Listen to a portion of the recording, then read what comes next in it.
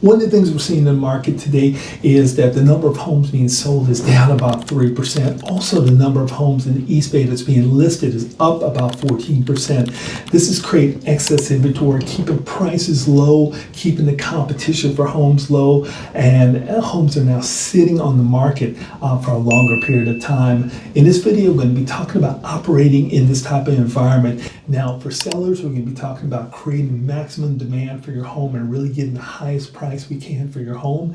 For buyers, we're going to talk about identifying those properties where the seller may be ready to make a deal, maybe an opportunity available with that home. Also, we're going to talk about effective price reductions. Sellers, we're going to be talking about reducing your price to create maximum demand, create a maximum price for your home. For buyers, we're going to be talking about ineffective price reductions that may create an opportunity for you. So let's get in talking about that real quick. But before we do that, a couple of administrative items, guys. If you are somebody looking to buy or sell a home, please look around the screen, look down below in our description. You'll see a link to my calendar. Love the opportunity to talk with you. Go out there and set a 15 to 30 minute consultation. We can sit down and talk about the current market, how it's affecting you, and exactly what you want to do and how we can help you out, okay? Also, if you're somebody who keeps track of the real estate market, look around the screen. Love to have you on our side here. Subscribe to our channel, okay?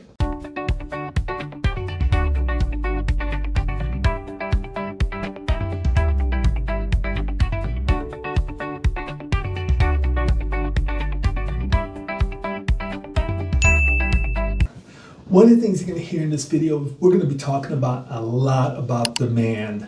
Now, the reason demand is so important is because demand is the key driver to the ultimate price that you get for your home. Demand is really the number of people who are interested in your home. The more people interested in your home, the higher demand, consequently the higher the price. Remember, demand is going to create multiple offers. It's going to create competition for your home.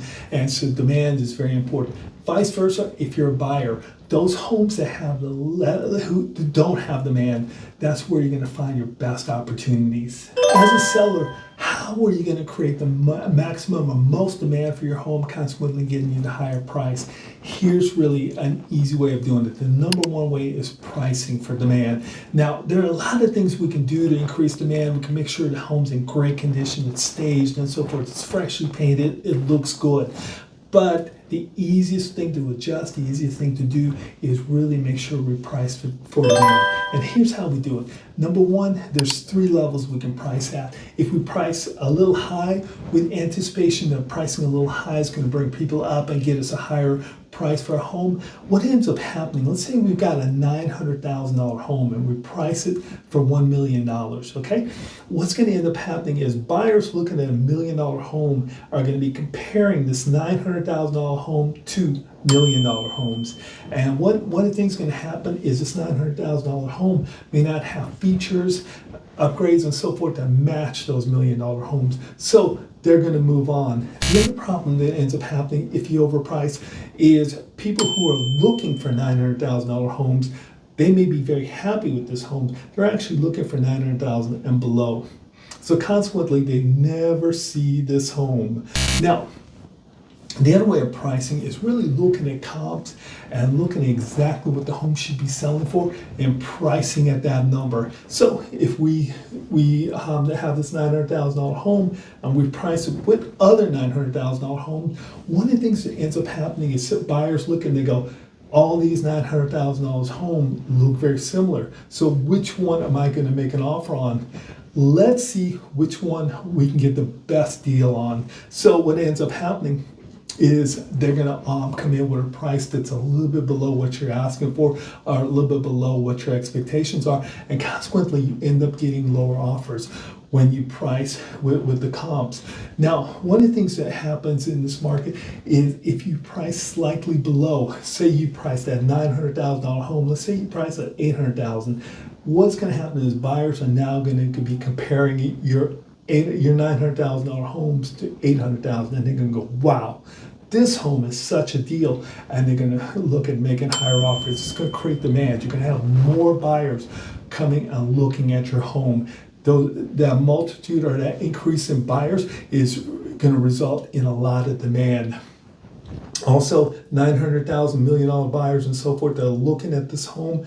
They're looking at that $1 million and below, $900,000 and below, and they're going to see it. They're going to see this home stands out, and they're going to look to offer more. And in many cases, in most cases, what ends up happening is that this home ends up selling for more than $900,000. That competition, that demand for the home drives the price up. Now, on the other end, if you are a buyer, here's a couple things to look at. Way to identify homes that you don't necessarily have as much demand for, or doesn't have much demand in the market, is the number of days that home is sitting on the market. Now, one of the things that we see, if we look at active listings in the Central Contra Costa market, we see those active listings has been on the market for about 46 days. Now, those active listings include homes that have been priced correctly, homes that have been priced below, homes that are priced above, and we're looking at 46 days. But the homes that sold, that's an indication of what the market is yielding, and the homes that create the most demand. One of the things we see is those sold listings in Central Contra Costa are only sitting on the market about 25 days. So active 46, sold 25 days on the market. So one of the things that's telling you as a buyer, if you're seeing homes sitting over 25 days in the market, those are the homes that's possibly overpriced. Those are the homes that you've got maybe a seller who's now getting nervous, getting desperate, maybe a situation where they need to sell, and now you can come in and really look at creating an opportunity for yourself. So again, guys, pricing correctly, pricing for demand, very important. If you're a seller, if you're a buyer, looking at the number of days on the market and going in there and negotiating a great price. Okay? Now, this is for buyers and sellers. One key ways you're going to figure out what the price is, the right price for a home in that particular market, is not necessarily looking at comps. Remember what I said earlier about sellers. If you're looking at comps, pricing right at comp, you're probably going to end up having people coming in and offering a little less, looking for the best deal they can get, because all these homes are so similar. Now, here's kind of the secret to it. Number one, look at the active listings out there, the active listings that are like yours. That's your competition, and you want to price well against your competition. Now, that's not the end of it, because remember, sometimes your competition, those active listings, are going to be overpriced. They're sitting on the market more than 25 days. The other thing we want to do is maybe look at our pending listings, okay? Those pending listings, that tells us that in this current market, they have gotten an offer. That means they have been priced in a manner, in an amount that would attract buyers. So by looking at the pending listing, that's telling you what the market's yielding right now. So look at pending listings that are like yours. If you're selling a 3 and 2 that's 1,500 square feet, look at 3 and 2 that are like yours in the city or area that you're looking at, or other similar areas as well. And that gives you an idea of the homes that have been priced well to really kind of be successful in the market. Now, if you're on the other side as a buyer, same kind of thing. Look at other pending listings and so forth. There's comps out there, obviously you can look at, but look at what the market's yielding right now. And that's going to be a way to really identify what the opportunities are in the market and how to take advantage of it. One of the things that happens out there is we may have a listing on the market that we find sitting for a long period of time, and the market's indicating to us that, hey, this is overpriced for the current market. It happens, but it's something we can correct easily. Now, if we let that home sit on the market for an extended period of time, what ends up happening is it becomes stagnant. And what ends up happening is everybody that comes in and makes an offer on that is really looking at making a lowball offer, because they know there's not a lot of demand for that home and they're coming in low. We want to create more demand for the home by reducing the price. If we reduce the price, that's going to bring people back to the home, taking a second look at it. Now, There's ways that we can do a price reduction where it's more effective. For instance, if we've got a home that's listed for $900,000, there are numbers that are going to have more buyers behind them. For instance, if we go from $900,000 to $875,000, we're going to have a lot of buyers sitting below $875,000. If we reduce it to $850,000, we're going to have a lot of buyers who are sitting behind. They're searching for $850,000 homes or less. Now, if we just go out there and reduce it, say $5,000, and we go to $895,000, well, there's not a significant increase in the number of buyers looking for $895,000 homes versus $900,000 homes. So we want to make sure that our price reductions are effective. They're enough, and we'll hit one of those major numbers that's going to increase the number of buyers that's there, and it's going to increase demand for our home. Now, if you're looking on the other side and you're actually a buyer, one of the things, price reduction is really going to signal to the market, hey, that there may be an opportunity with this home. And there's a couple things we want to look at, okay? First, if we have a buyer a seller that actually reduces the price a little too much. The homes are worth about $850,000 and they do a $100,000 drop from $900,000 to $800,000. Now that home is listed for $800,000. If we can get out there and quickly make an offer and get in the contract, we actually may get a deal on the home that way. And sometimes even if we spotted that, hey, this is priced great now with this price reduction, and we want to get in there quickly and maybe even offer a little bit more to really entice our seller and get in the contract. The other thing that may happen is just what I said earlier. If they do an ineffective price reduction, they've actually only reduced it, say, $5,000, and so they go from $900,000 to $895,000. Well, what happens is we do end up having more buyers looking at that because it was a price reduction, but it has hit one of those hurdles where we've got a lot of buyers behind those numbers. So it's not hitting $875,000 where we got a lot of buyers looking for $875,000 or less, or $850,000 or less, or $800,000 or less. We're increasing demand by increasing the number of buyers looking at the home. So we've talked about pricing, we've talked about price reduction and so forth, but this video is really about how much buyers or sellers are going to come down in the price. And, it's all over the place. So let's take a look at that real quick. Now, if we're looking in Central Contra Costa, we start looking at the prices, or not price reduction necessarily, but the amount below the list price that sellers came down in 2025. It's all over the place.